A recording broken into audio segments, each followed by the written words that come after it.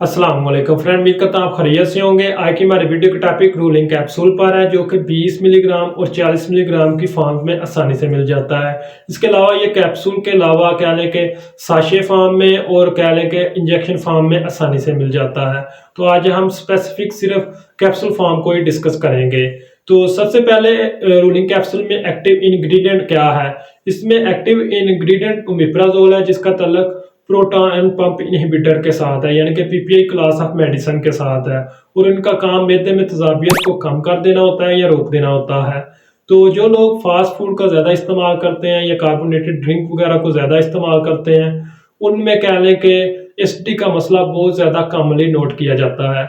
तो उनमें ruling capsule को हम इस्तेमाल कर सकते हैं। इसके अलावा अगर किसी को अल्सर वगैरह का मसला है, वो चाहे पेप्टिक अल्सर है, ड्यूडिनल अल्सर है या एनसेड एसोसिएटेड अल्सर है, यानी कि जो लोग लंबे अरसे तक पेन किलर को इस्तेमाल कर रहे हैं तो उनको भी अल्सर होने के चांसेस होते हैं।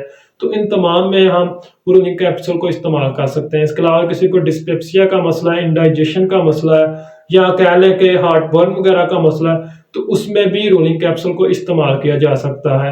गैस्ट्रोइसोफेगल रिफ्लक्स डिजीज में भी हम इसको इस्तेमाल कर सकते हैं। इसके बहुत ही अच्छे रिजल्ट्स हैं।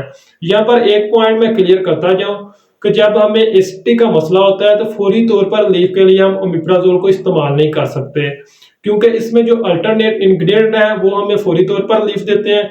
ये हमें 18 से 24 घंटे के बाद अपना प्रॉपर रिजल्ट प्रोवाइड करती है। तो जो अल्टरनेट इंग्रेडिएंट है उनमें एंटासिड सिरप फॉर्म में हो सकता है, टैबलेट फॉर्म में हो सकता है।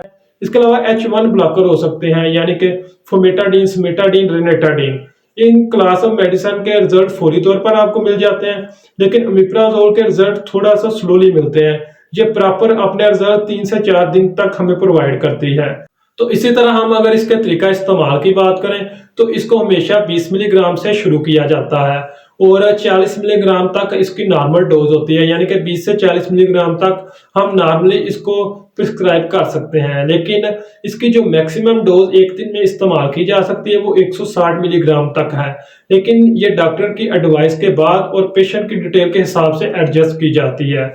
यानी कि हम सेल्फ मेडिसिन के तौर पर हम इसको सिर्फ 20 और 40 मिलीग्राम तक ही इस्तेमाल कर सकते हैं। इसके अगर ड्यूरेशन की बात करें तो इसको हम नॉर्मली 14 दिन तक इस्तेमाल कर सकते हैं। और किसी को कह लें गर्ड वगैरह का मसला है या अल्सर वगैरह का मसला है तो बाद औक़ात इसकी कहने का ड्यूरेशन 28 दिन तक भी हो सकता है या इससे भी ज्यादा हो सकता है। करेक्ट डोज और ड्यूरेशन डॉक्टर या फार्मासिस्ट ही तय कर सकता है कि कितना किस पेशेंट को दिया जाए। इसी तरह अगर इसके साइड इफेक्ट की बात करें तो इसके एज इट इज इतने कहने के सीवियर साइड इफेक्ट नहीं। इसके इस्तेमाल से आपको स्किन रैश हो सकती है, इसके अलावा डायरिया वगैरह का मसला हो सकता है।